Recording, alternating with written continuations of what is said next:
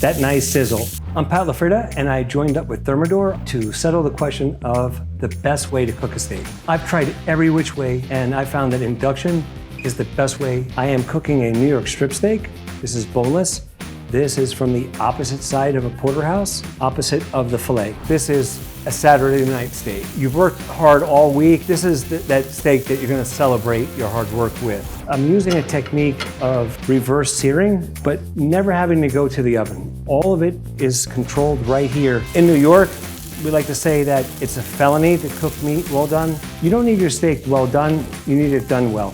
And to do that, medium rare, to me, is the best finish. Because we want that crust of the sear. When you reverse sear it, you're protecting that crust because you're bringing that crust to the steak at the end. My mother is a vegetarian, but because I remember her eating meat my whole childhood, I love breaking her chops about that. The reason I chose induction for my home is because this is already cool. And the fact that I can put my hand on it, use it as a cooking surface, and then use it as a work surface is great.